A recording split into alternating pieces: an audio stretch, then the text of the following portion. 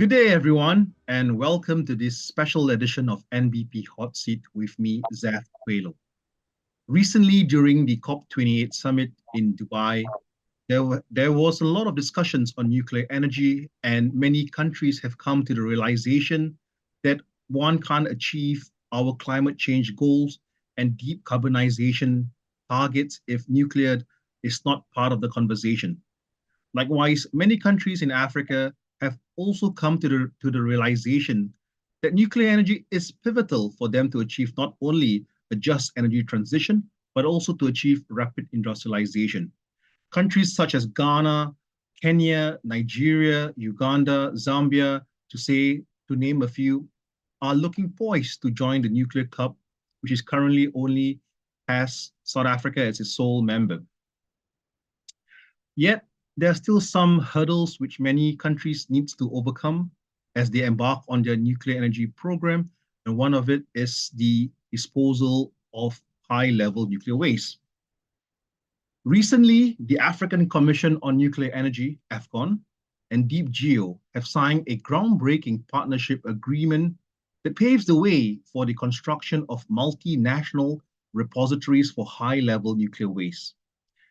Called the African Nuclear Energy Funding Initiative, or ANEFI for short, this agreement will also enhance sustainable development on the continent, which is expected to become home to 25% of the global population by the year 2050. I'm delighted to be joined today by Mr. Enobot Agboraw, who is the Executive Secretary of AFCONE, and also Mr. Ling Murray, who is the CEO and President of DeepGEO. Gentlemen, welcome to this conversation. Glad to have you here with us. Let's dive straight into this. Enobot, maybe you could start by sharing with us why this agreement, what was the inspiration and I guess crux for this agreement. This agreement presented the opportunity to sign this agreement provided a solution to address one of, or I should say, the main bottleneck in the public acceptance of nuclear power, which is the back end of the nuclear fuel cycle. This agreement between AFCONE and DeepGEO provides an opportunity for Africa as a continent to take the lead in addressing the problem of the back end of the nuclear fuel cycle. So that was my main motivation to signing this agreement, because nuclear power is the future of energy in Africa. So we cannot run away from the back end of the fuel cycle. We have to take the bull by the horns, so to speak. We'll have to address the back end. I consider this agreement, as you said, groundbreaking, not only for Africa, but for the world as a whole. Thank you. Thanks, Eno. And going over to Ling. So Ling, I guess maybe before you can give your insights on the agreement, perhaps you could share with us the idea behind DeepGEO. Like where did the idea of DeepGEO come from? Perhaps you could briefly touch on this, Ling. Okay. Well, we feel the idea is a gift. It came to a group of people in northern Canada, which is surprisingly has poverty problems. It has beauty. It has wonderful communities. And a group of friends in northern Canada just decided that instead of barely surviving, they wanted to thrive. They wanted to earn their economic sovereignty by solving a global problem. that the Europeans, American, Asian powers has not yet established, the establishment has not solved it. And so that is where it actually started. They recruited me into it because I'd had involvement in those communities. And then communities in Africa approached us and said, is there room for us? And we said, yes, there is, because the same situation applies throughout the world. And given our start, really with environmentalists, indigenous, local people and local communities and tiny villages, many of them whose names are maybe difficult to pronounce. We think long-term, we think multi-generational. And actually there's poetry to the working in Africa, because that is really, it's only one generation from now when Africa will be known to all as being a primary center of the world. Which brings me very nicely to my next question for you, Ling. Why Africa? Like, I mean, you guys started off in Canada. Last I checked, Canada was not next to Africa. Where was the why Africa? Well, properly looked at, Africa truly is in the center of the globe. When you're in Africa, you often forget how big Africa is. Okay. And Africa has energetic people. It is actually going to be I believe it is going to be the center of the future. 25% of the people on this planet are going to live in Africa. Now, energy is needed, and Africa has the opportunity to leapfrog the mistakes of the other parts of the world. It can go directly to clean, safe nuclear power. So whether you look at it from a business point of view or just a world-changing history point of view, it's the right place to be. With regards to AFCONE and how AFCONE is playing with regards to advancing nuclear energy on the continent, perhaps you could very briefly also touch on what AFCONE is working on with regards to pushing the nuclear energy agenda. Africa as a continent is facing severe energy poverty, which one can say is almost existential. Our population is rapidly increasing, and the rate at which African countries are introducing new sources of energy is not in alignment with the rate at which the population is increasing. So it's very urgent that we do something about this. And nuclear power provides, in our assessment, the best solution to addressing Africa's energy poverty, because it is not only sustainable, it is the cheapest form of energy in the long term among the sustainable energy choices that are available. And it's also the least in terms of its negative impact on the environment. Africa has many small countries, and most African countries are not affluent by global standards. And it's the assessment of AFCONE that the optimum strategy for addressing this energy poverty in Africa is not through individual African countries developing nuclear power by themselves independently. AFCONE is advocating a multilateral approach to the development of nuclear power in Africa. These would enable African countries to pool their resources together. It would also enable it would also expedite the achievement of the infrastructure issues that are necessary for nuclear power embarking countries.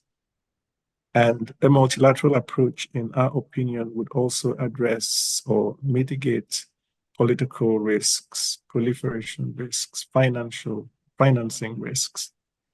So we believe that this collaboration between AFCONE and DeepGEO would provide an opportunity for African countries to be able to raise by themselves some of the funding that is required to introduce these nuclear power plants. We know that capital investment is one of the main impediments to developing nuclear power in Africa. If we can raise some of hopefully all of the capital investment, then we'll be able to resolve this problem that we have by ourselves on our own terms. And I think that's very important. Perhaps you could maybe delve a little bit deeper into the mechanics of this agreement and like how is this going to work? The African Nuclear Energy Funding Initiative. Like, could you perhaps share very briefly how do you see this working out?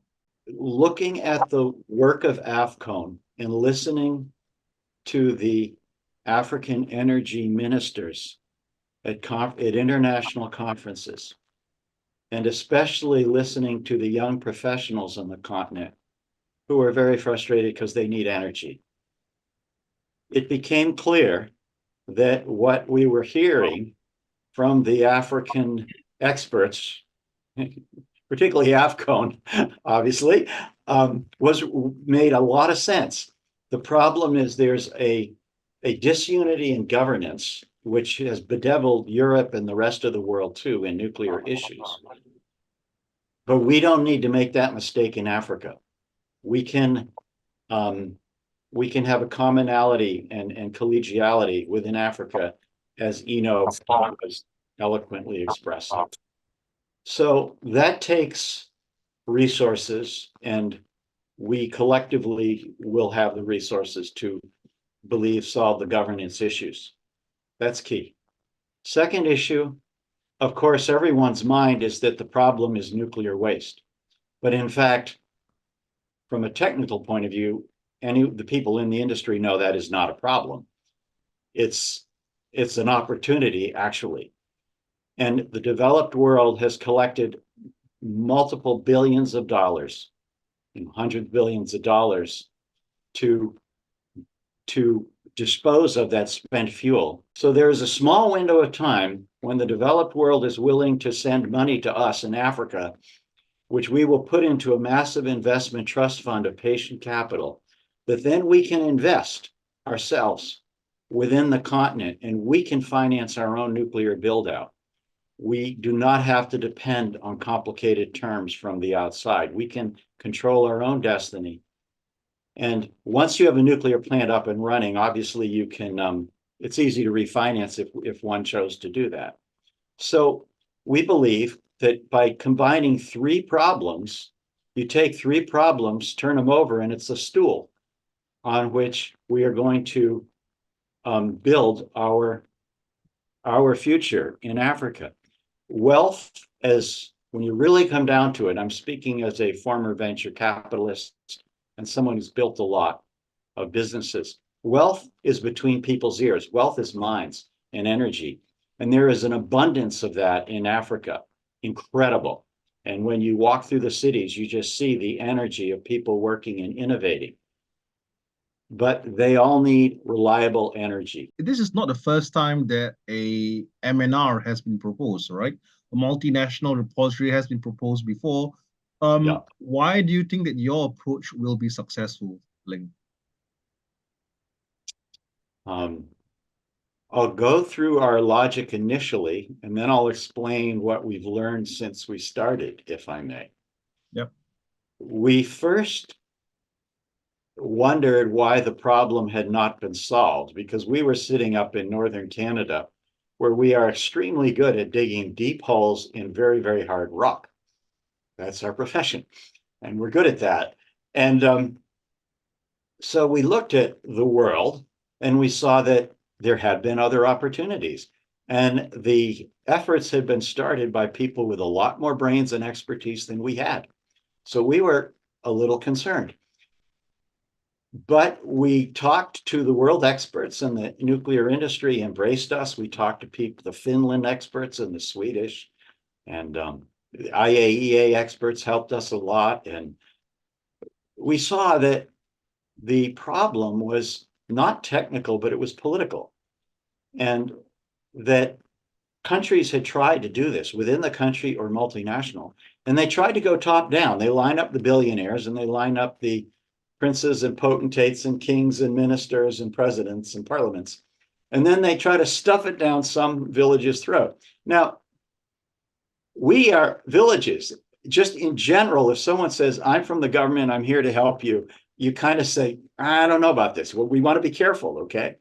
So it's not the way to go. We noticed that a lot of people have tried and failed top down. We saw two countries that were going right ahead, Sweden and Finland. They were focusing bottom up. The Swedish town that did not win the beauty contest had to be paid more money than the town that did win the beauty contest, okay?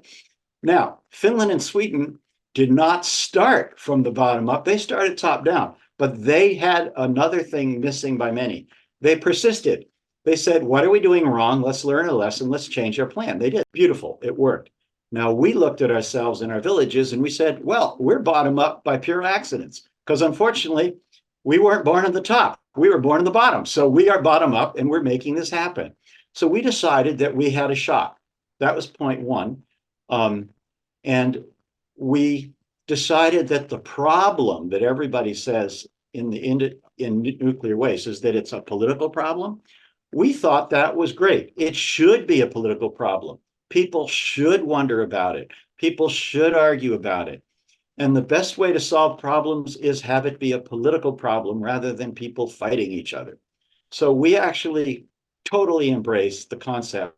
Something should be bottom up, and you have to convince your fellow citizens that what you're doing makes sense. And the way to do that is to be totally open, totally transparent, and not complain about how hard it is to convince people, because it should be hard. That's part of being a human being, right? We share ideas and we sort of change our mind. The other thing we really learned by looking at other people's things is they gave up. And it turns out if you give up, you fail. And we have an advantage that others don't have, because others come in from a purely financial point of view. And they say, oh, if it's too hard, we're going to go chase a return on investment somewhere else. Well, this is more than a business to us. I mean, we need this. We absolutely need this to make our lives better, okay? This multilateral approach, of course, we've seen it in some other sectors, other industries, and conversation has been going on for quite some time right now. What is your general sentiment speaking to African countries with regards to having a multilateral approach to nuclear and vis-a-vis eventually the issue of a multinational waste repository? What is the general sentiment among African countries? I think the general sentiment is positive.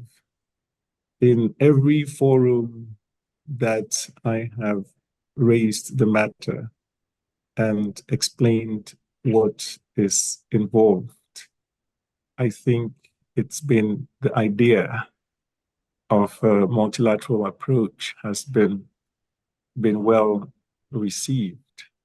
How you see this, I guess some final words from both Eno and Ling with regards to how this initiative panning out. We are very excited to have the opportunity to be working with our friends and partners in African communities and especially a moral and ethically beautiful project. And we are just really glad we're able to solve a global problem, earn money to invest in ourselves, and build thriving, wholesome, prosperous communities. What more could one want to do when you get up in the morning?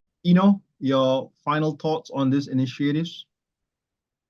We at AFCONE are also very excited about this initiative that we call ANEFI,